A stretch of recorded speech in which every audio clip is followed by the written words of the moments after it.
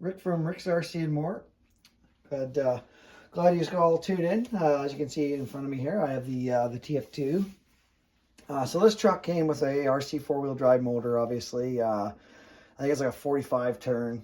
I did notice the last time out in the trails that just it didn't seem to have quite the oomph it normally has. It's likely on its way out.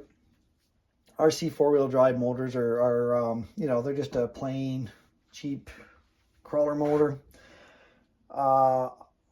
Somebody I know actually bought two of these. I don't think he's tried them out either, but I found these on, well, he found them and give me the link off of Amazon. Surpass Hobby. This is a 12 turn, but it is a crawler motor. It's more than likely I'll have to gear down, but that's fine. I did go down a tooth on this, and I ended up putting the original, I think it's a 14 tooth back in it, just to give it a little bit more speed on the trails, because this truck's nothing fast. So this will speed it up, but then I might speed it up too much. I might end up gearing down. Long story short, we're going to try it out. But this was on Amazon for 11 bucks, $11 Canadian. I mean, it's a 5-slot 550 brushed motor. You can adjust the timing on it, but when it comes to crawlers, you're not going to, that's more for getting some more speed out of them. And it does have brushes you can replace if you like, bearings instead of bushings in the motor, so that's another plus. However, though, with this motor, you do have to solder on the wire leads, so I'll have to do that. So if you're not capable of soldering, or you've never done it, this I mean, you can clip. You could put some clips on there by the looks of it. So you'd have to just make sure that you have some clips you can crimp onto the wires and crimp onto this. There's your, sorry, actually get this in front of the camera. There's your timing. You can go your negative or advanced timing. Like I said, with a crawler, they have it set at 0 because that's where you'd want it to be for crawling. So we're going to install this, and I don't know if I'm going to necessarily be able to get it out. We're into well into winter here now, but when I do get it out, try it out, I will let everybody know how this motor works. We can do a little crawl around the house once I get it in, but I'm gonna install that, and feel free to watch. And I'm just gonna do kind of bits and pieces, because I know it'll get pretty boring just watching me take stuff apart. But we'll do a quick little video here of installing this motor, and at least trying it out. All right, so first things first, need to heat up our soldering iron. I don't mind the smoke coming off it there. I just kind of give it a little clean while it's heating up. You can solder onto, these are your negative, these are your positive, red, black. So you can solder onto tabs on either side. You could do opposing, you could do both, the same kind of side there, depending on how you want your motor to mount. I want to be able to see the timing marks just for the sake of seeing them. So I'm going to solder my negative and positive both on these sides. They did pre-tin your wires here for you, so we can pre-tin these tabs, and then we'll solder it on. We'll see if this is hot enough to get my solder, and yes it is. So let's get this, let's rotate this, get some heat going here.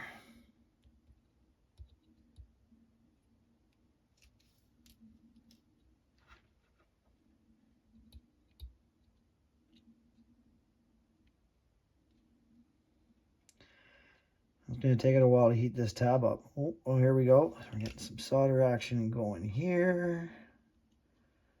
Let's get this hot and soldered on.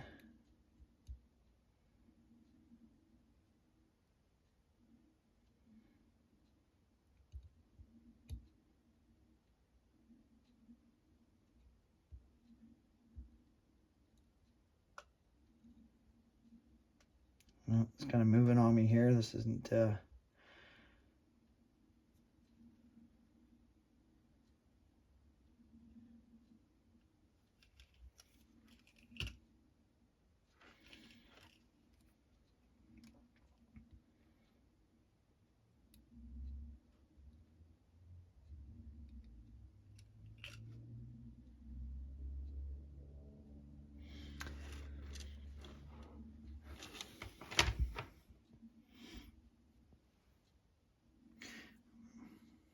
picture. Hope I didn't block the view there with my head or whatever. That one seems to be soldered on very well. I'm gonna rotate the motor and just try to make this a bit easier for me to get towards. Do a little clean on my iron here.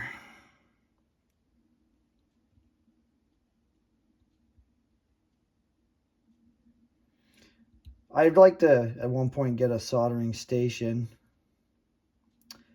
Make this a little bit easier.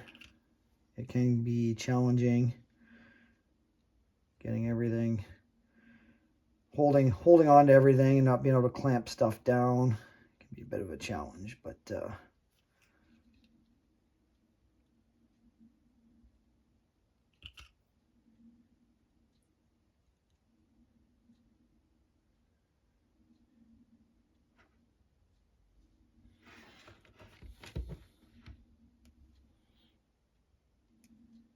seems to be on there well.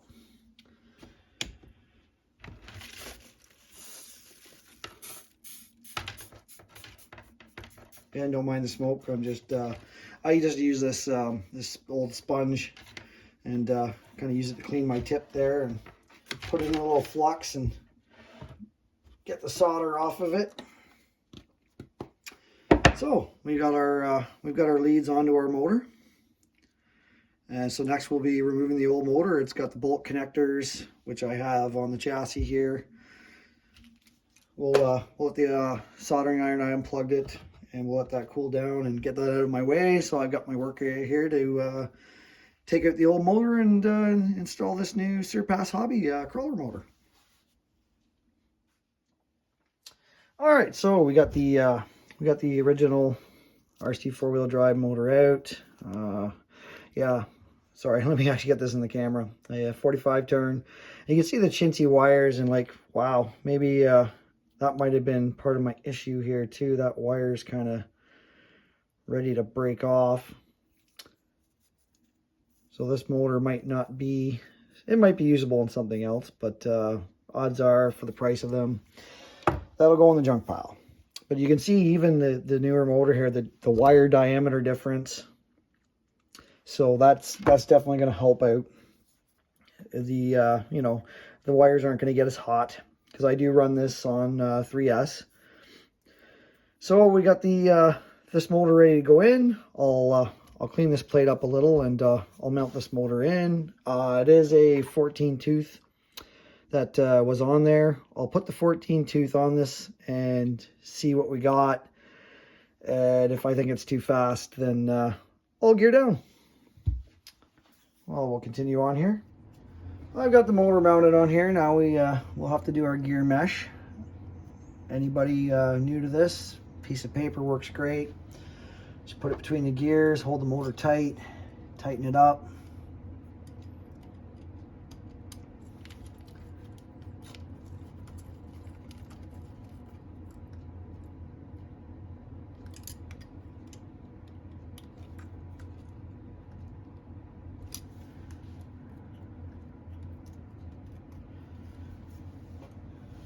We should have some good gear mesh here now. Stop these from making noise. Everything sounds nice and smooth. We'll connect our wire leads and we're going to throw a battery in it. All right, we got our battery in. Everything's on. Ooh. Oh yeah, we're definitely going to have to gear down. Let's see, let me get her up in the air. Oh, maybe not. We'll see. My tires are a little oblong there. I didn't have it sitting on the tires, but I got a flat spot in them. But that'll work out eventually. But yeah, low speed control might be better. Oh, that's actually not bad.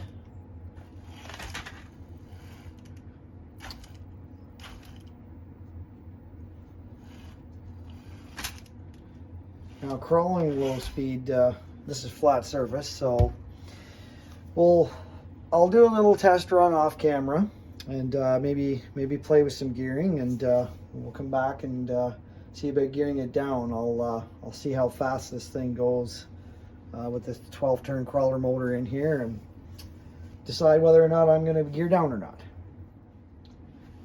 So it is a little quick.